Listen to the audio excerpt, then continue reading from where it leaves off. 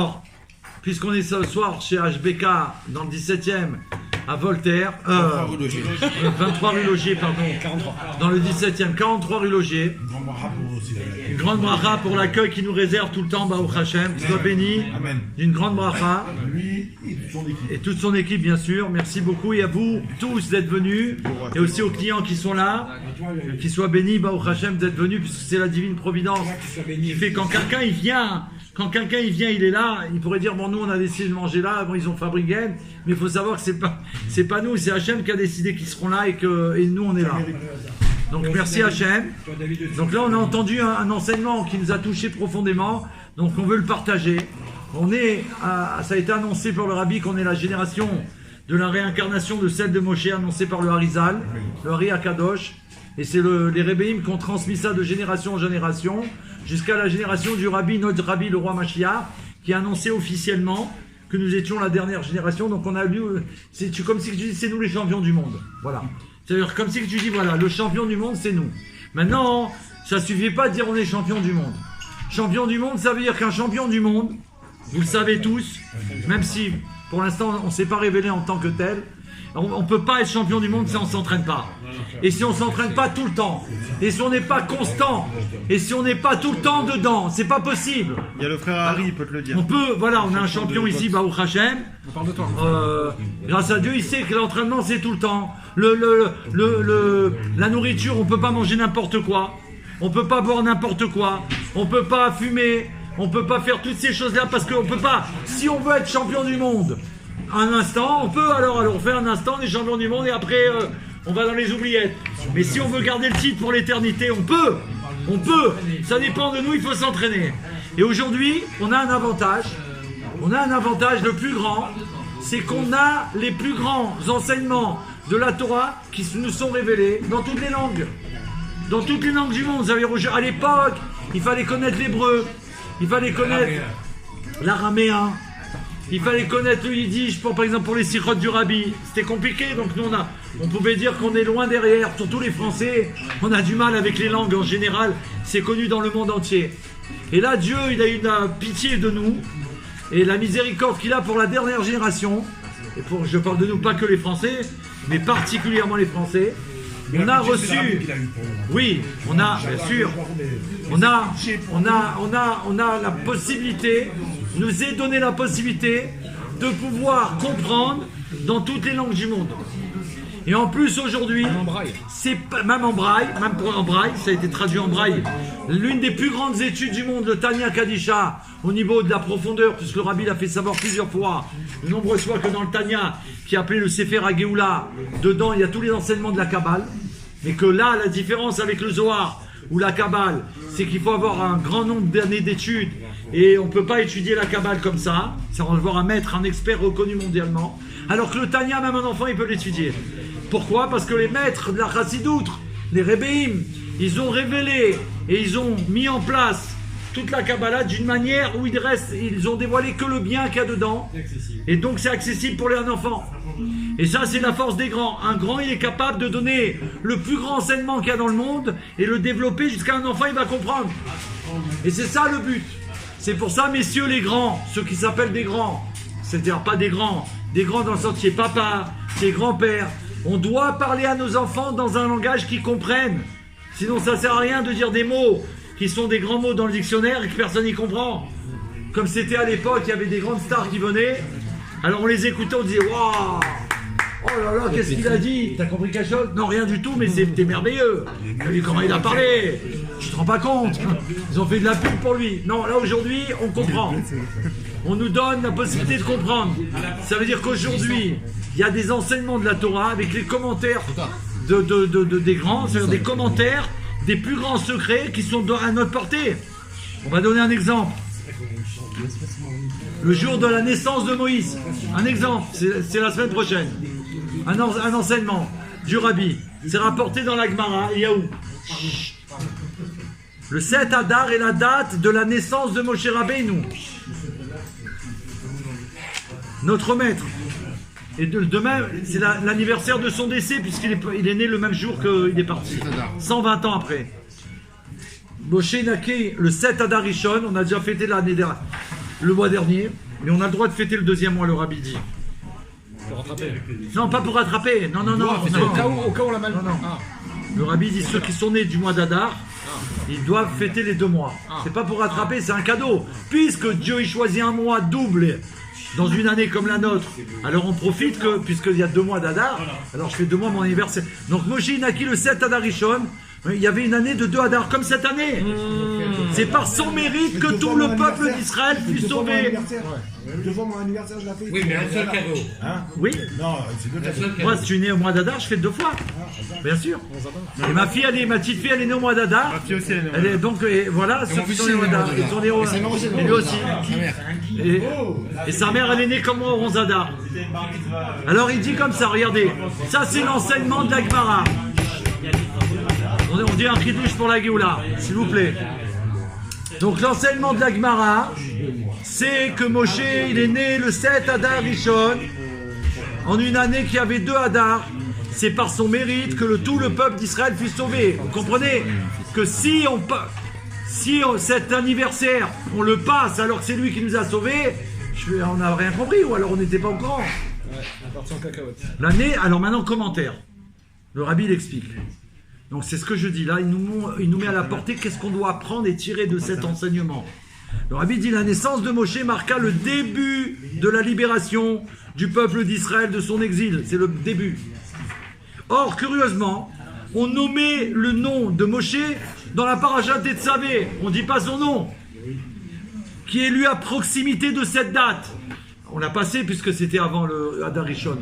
Donc dans la paracha Tetzavé qui est proche de l'anniversaire de Moshe Rabbeinu, on ne prononce pas une seule fois le nom Moshe, il est omis. Alors le Rabbi il explique. Il en est ainsi parce que le lien profond avec Dieu, qui est représenté par Moshe, transcende toute description. Au même titre que le rapport entre un père et son fils, qui vient de naître et n'a pas encore de nom. C'est ton fils. Il a besoin de nom. C'est ton fils. C'est son père.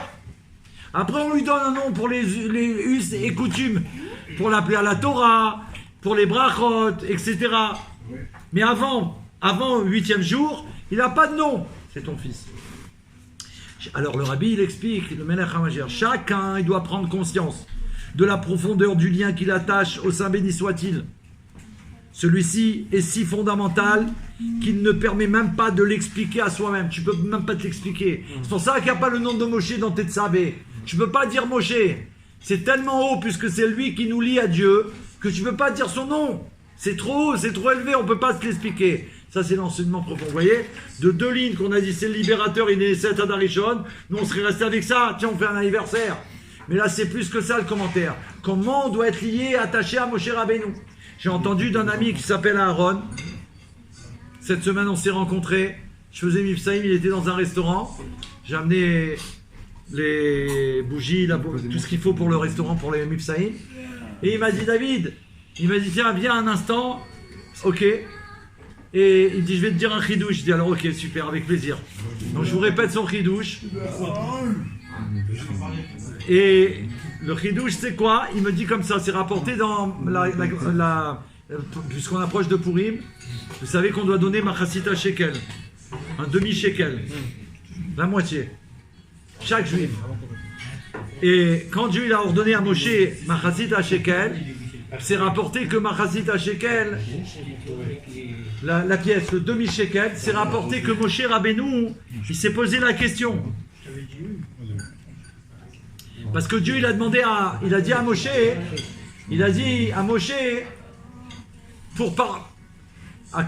par rapport à la faute du Hegel, du veau d'or, tu vas dire aux enfants d'Israël qu'ils vont apporter Machasita Shekel et ils vont être pardonnés.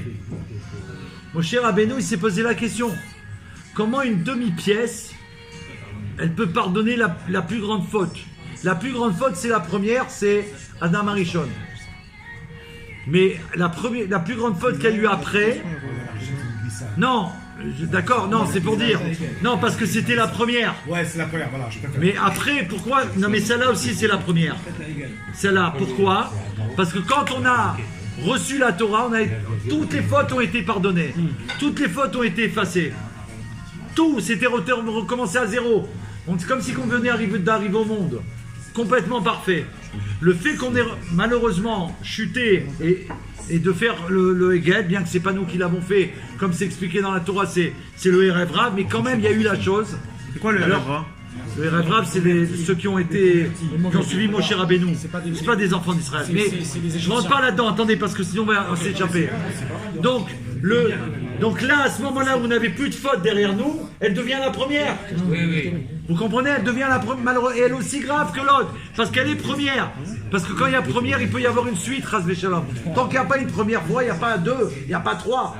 Il ne peut pas y avoir. Mais au-delà de ça, elle est très grave. Pourquoi? Parce qu'on vient de recevoir la Torah. On vient de voir on a vu Dieu, puisqu'on est mort, notre âme elle est partie. 2 fois. Ça, c'est des niveaux spéciaux. En vérité, oui, il y a une raison. Alors, oui. Il arrive. Ça, il n'y a pas.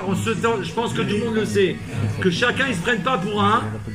Il faut qu'il sache que sans l'autre, il n'est rien. Il n'est rien du tout. S'il n'y a pas Avad Israël dans ta vie, s'il n'y a pas l'amour véritable de notre juif, tu ne peux pas être un shekel. Tu peux pas être. Pour ça, il faut être un demi-shekel. Savoir que l'autre, il existe, et avec l'autre, c'est seulement là qu'on existe. Sinon, on n'existe pas. Mais c'est pas ça l'enseignement qui dit. Machatzit, ça s'écrit. Allez. Machatzit, ça s'écrit. Même, Chet, Tzadik, Yud, Tav. Voilà l'enseignement qu'il m'a donné Aaron. J'ai pas eu le temps, ça a été très court de lui dire de qui il a reçu, mais moi je dois dire en son nom. Aaron, il vient des fois, et il venait avant souvent, là il peut moins, mais. Donc il m'a promis de revenir si Dieu veut. Un ami qui venait chanter tout le temps avec nous. Non, Aaron, Jewish. Ça fait 538. Il travaillait dans le. Alors, je vais vous dire de Créteil, celui qui chantait toujours avec nous. Non mais il a raison, il a bien fait de préciser. Donc Aaron de Créteil, il m'a dit ça, il m'a dit cet enseignement. Donc il m'a dit le mot machatzit, le milieu, la lettre du milieu c'est tzadik. Le tzadik c'est qui? C'est Moshe. Tefila, le Télim 90, tzadik. Tefila les Moshe, Isha Elohim. Il te dit qui c'est le tzadik, c'est Moshe. La référence, parce que tous les tzadikim après qui vont venir, la référence c'est par rapport à Moshe. D'accord? Alors le mot tzadik, Il est lié à Moshe. Tefila les Moshe, Isha Elohim. Non mais le mot tzadik alors c'est pas le mot, la lettre. La lettre.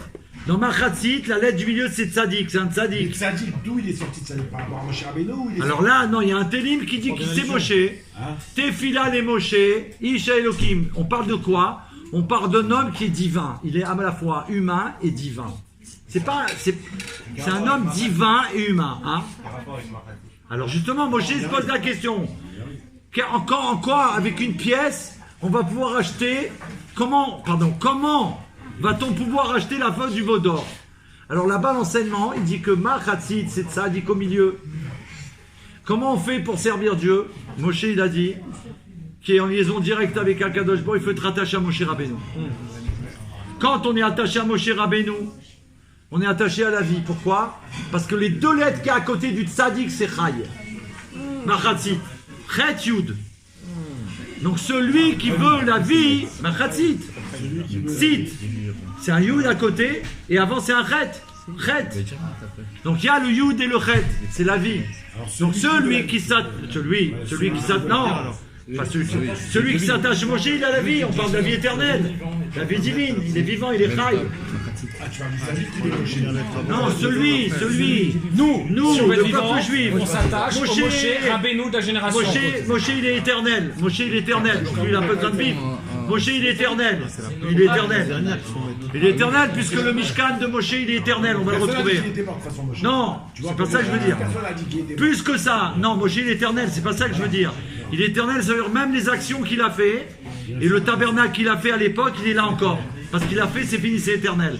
Donc si tout ce qui touche c'est éternel, lui il est éternel. David, Donc celui lui, qui s'éloigne, c'est ses maîtres. alors par contre, celui qui s'éloigne, c'est-à-dire qui n'est pas attaché à Moshe, il y a où?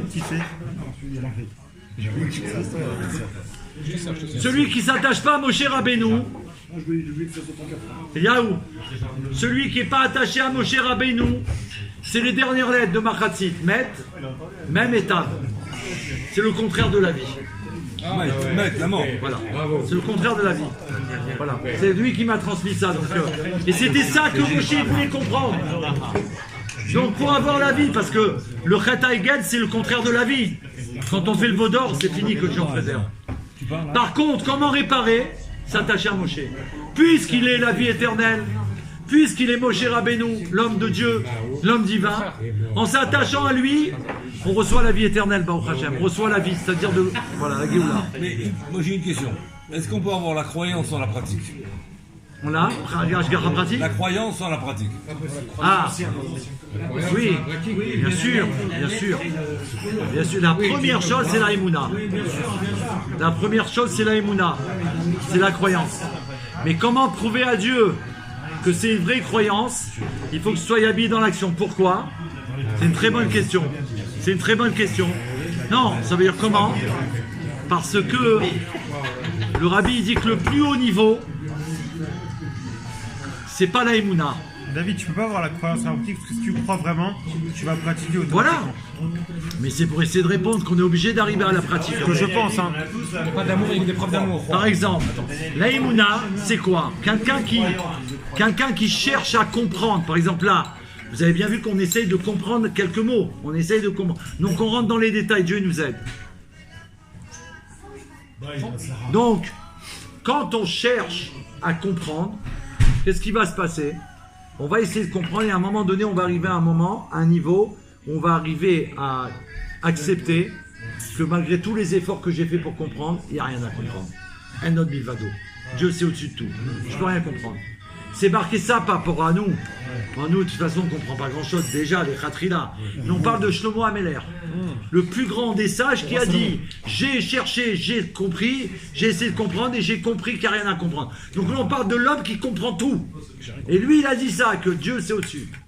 Maintenant, dans les Rébéim, les maîtres de Chabad, ils ont révélé, grâce au Tanya, grâce à l'Admour Hazaken, le premier rabbi, que quand tu arrives au niveau... Alors, quand tu cherches à comprendre et que tu comprends plus, que tu admets que tu peux pas comprendre, là, tu te hisses au niveau de la Emouna. C'est là la Emouna. J'ai essayé de comprendre ça et ça, comment Dieu il peut exister, comment le peuple juif il est là. J'ai tout fait les calculs, je comprends rien. Donc qu'est-ce que tu fais? Je m'en remets à Dieu. Emouna. Emouna. Je m'en remets à Dieu. Attends, pour l'instant je m'en remets à Dieu. Non, pas encore, je m'en remets à lui. Ça veut dire, j'ai fait tous les... Je m'en remets à lui. Je crois parce que mes parents ils m'ont dit je crois, Dieu il existe.